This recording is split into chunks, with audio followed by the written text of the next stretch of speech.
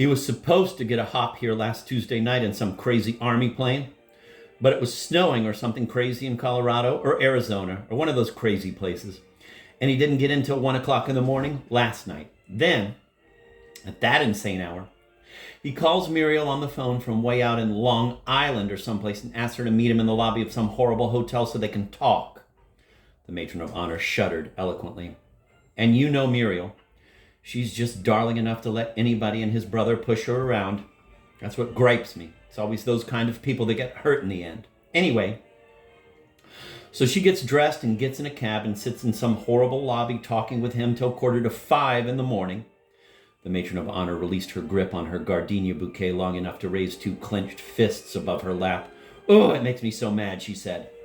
"What hotel?" I asked the matron of honor. "Do you know?" I tried to make my voice sound casual, as though possibly my father might be in the hotel business and I took a certain understandable filial interest in where people stopped in New York.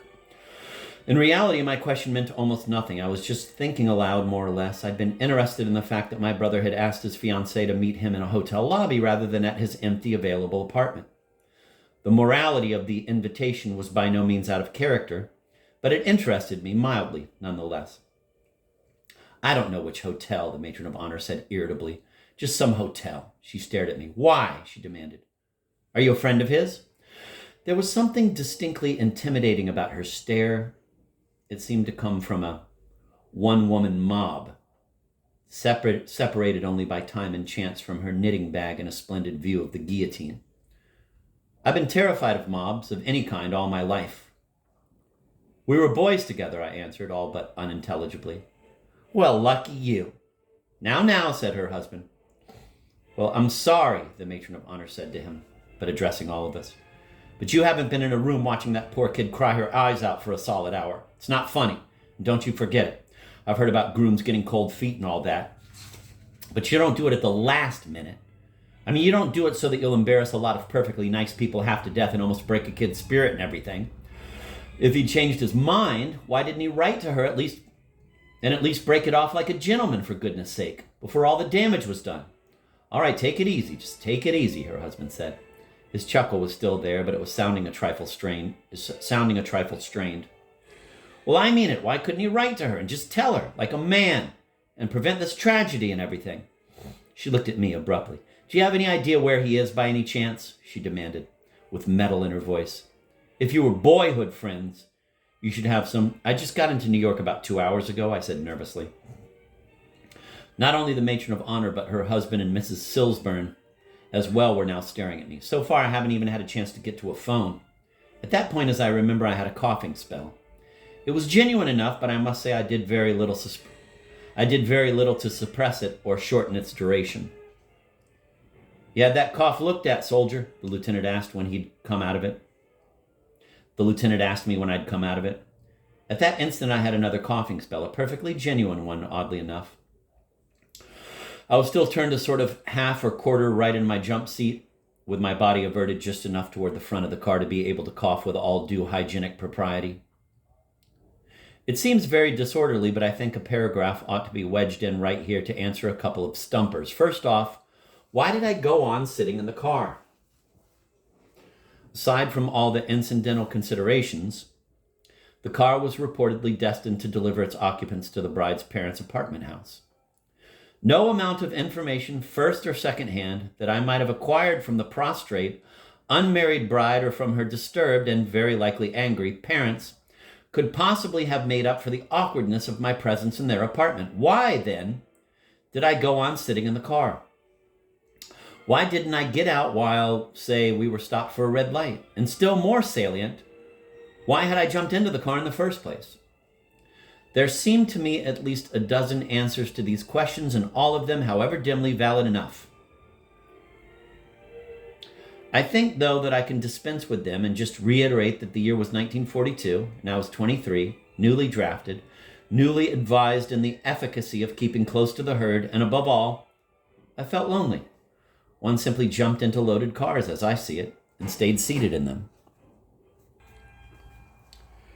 To get back to the plot, I remember that while all three, the matron of honor, her husband, and Mrs. Silsburn, were conjunctively staring at me and watching me cough, I glanced over at the tiny elderly man in the back. He was still staring fixedly straight ahead of him. I noticed, almost with gratitude, that his feet didn't quite touch the floor. They looked like old and valued friends of mine. "What's this man supposed to do, anyway?" the matron of honor said to me when I'd emerged from my second coughing spell. "You mean Seymour?" I said. It seemed clear at first, from her inflection, that she had something singularly ignominious in mind. Then suddenly it struck me, and it was sheerly intuitive, that she might well be in secret possession of a motley number of biographical facts about Seymour, that is, the low, regrettably dramatic, and, in my opinion, basically misleading facts about him. That he'd been Billy Black, a national radio celebrity for some 6 years of his boyhood, or that, for another example, he'd been a freshman at Columbia when he'd just turned 15. "Yes, Seymour," said the matron of honor. "What did he do before he was in the Army?" Again, I had the same little effulgent flash of intuition that she knew much more about him than, for some reason, she meant to indicate.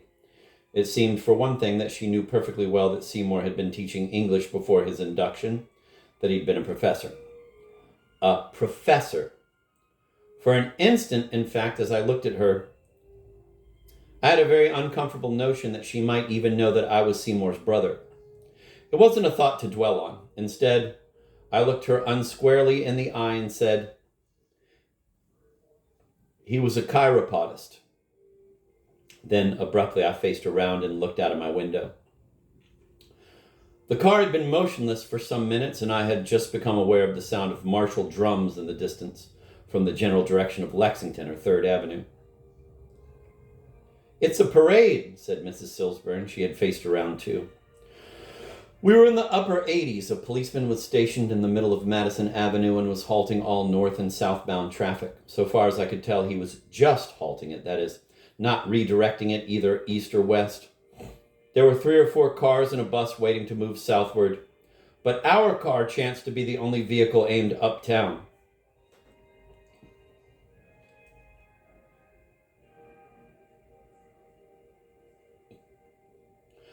At the immediate corner, and at what I could see of the uptown side street leading toward 5th Avenue, people were standing 2 and 3 deep along the curb and on the walk, waiting apparently for a detail of troops, or nurses, or Boy Scouts, or what have you, to leave their assembly point at Lexington or 3rd Avenue and march past.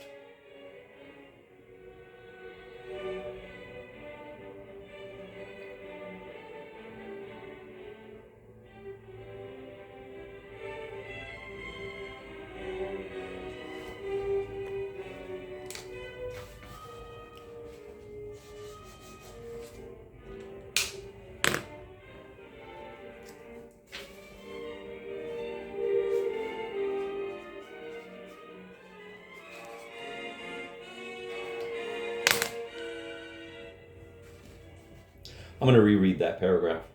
We were in the upper 80s. A policeman was stationed in the middle of Madison Avenue and was halting all north and southbound traffic. So far as I could tell, he was just halting it, that is, not redirecting it either east or west. There were 3 or 4 cars and a bus waiting to move southward, but our car chanced to be the only vehicle aimed uptown.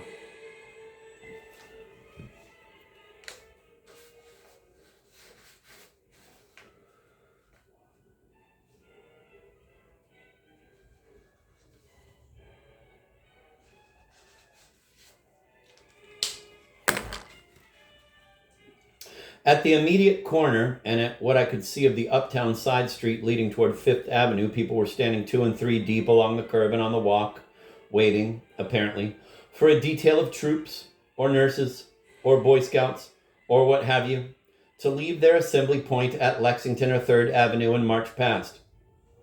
"Oh, Lord, wouldn't you just know?" said the matron of honor. I turned around and very nearly bumped heads with her. She was leaning forward, toward and all but into the space between Mrs. Silsburn and me. Mrs. Silsburn turned toward her, too, with a responsive, rather pained expression.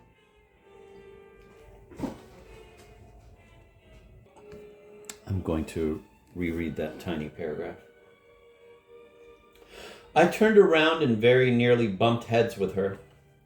She was leaning forward, toward, and all but into the space between Mrs. Silsburn and me. Mrs. Silsburn turned toward her, too, with a responsive, rather pained expression. "We may be here for weeks," the matron of honor said, craning forward to see out of the driver's windshield. "I should be there now. I told Muriel and her mother I'd be in one of the first cars and that I'd get up to the house in about 5 minutes. Oh, God, can't we do something?" "I should be there too," Mrs. Silsburn said, rather promptly. "Yes, but I solemnly promised her. The apartment's going to be loaded with all kinds of crazy aunts and uncles and absolute strangers, and I told her I'd stand guard with about 10 bayonets and see that she got a little privacy and..." She broke off. "Oh, God, this is awful." Mrs. Silsburn gave a small, stilted laugh. "I'm afraid I'm one of the crazy aunts," she said. Clearly she was affronted. The matron of honor looked at her. "Oh, I'm sorry, I didn't mean you, she said. She sat back in her seat. "I just meant that their apartment's so tiny. And if everybody starts pouring in by the dozens, you know what I mean." Mrs. Silsburn said nothing, and I didn't look at her to see just how seriously she'd been affronted by the matron of honor's remark. I remember, though, that I was impressed in a peculiar sense with the matron of honor's tone of apology for her little slip about crazy aunts and uncles. It had been a genuine apology, but not an embarrassed and, still better, not an obsequious one. And for a moment I had a feeling that for all her stagey indignation and showy grit, there was something bayonet-like about her, something not altogether unadmirable. I'll grant quickly and readily that my opinion in this instance has a very limited value. I often feel a rather excessive pull toward people who don't over-apologize. The point is, however, that right then, for the first time, a small wave of prejudice against the missing groom passed over me. A just perceptible little white cap of censure for his unexplained absenteeism.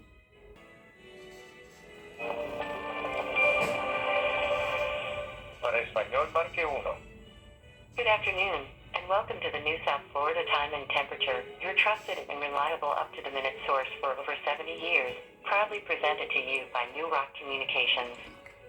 The current time in Miami-Dade County is 03:20 p.m. Today is October 3rd, 2024. It is 78 degrees and feels like 78 Did she just said it was October 3rd? percent humidity. Today's temperature will be between a low of 63 to a high of 79. Winds are currently from the northeast at 9 miles per hour, with gusts up to 16. Today's sunset will be at 5:29 p.m., and tomorrow's sunrise will be at 6:51 a.m. Wow. Damn. October 3rd. By the way, it's November 30th.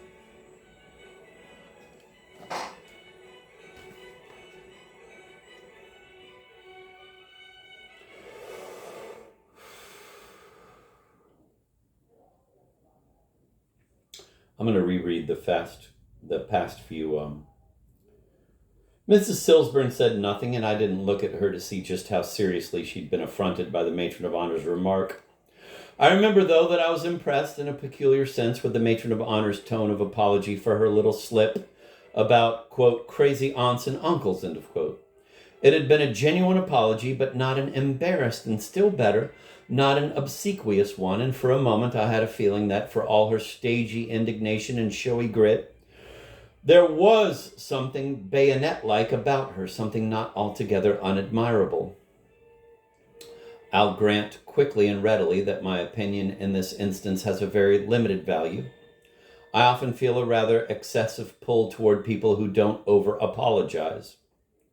The point is, however, that right then, for the first time, a small wave of prejudice against the missing groom passed over me, a just perceptible little white cap of censure for his unexplained absenteeism. "Let's see if we can get a little action around here," the matron of honor's husband said. It was rather the voice of a man who keeps calm under fire. I felt him deploying behind me, and then abruptly his head craned into the limited space between Mrs. Silsburn and me. "Driver," he said peremptorily, and waited for a response. When it came with promptness, his voice became a bit more tractile, democratic. How long do you think we'll be tied up here?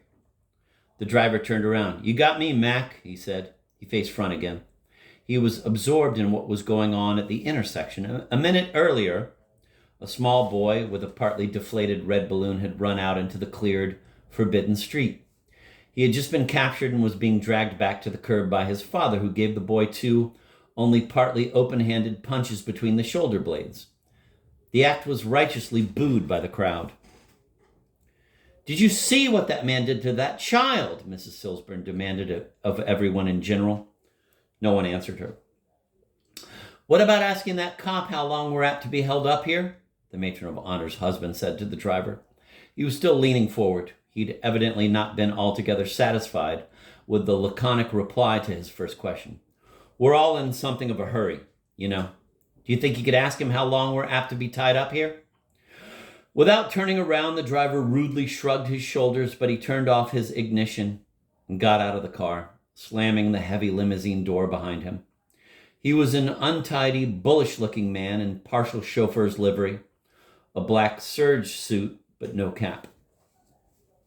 He walked slowly and very independently, not to say insolently, the few steps over to the intersection, where the ranking policeman was directing things. The two then stood talking to each other for an endless amount of time. I heard the matron of honor give a groan behind me. Then suddenly the two men broke into uproarious laughter as though they hadn't really been conversing at all, but had been exchanging very short, dirty jokes. Then our driver, still laughing uninfectiously, waved a fraternal hand at the cop and walked slowly back to the car. He got in, slammed his door shut, extracted a cigarette from a package on the ledge over the dashboard, tucked the cigarette behind his ear, and then only, turned around to make his report to us. He don't know, he said. We got to wait for the parade to pass by here. He gave us, collectively, an indifferent once-over. After that, we can go ahead okay. He faced front, disengaged the cigarette from behind his ear, and lit it.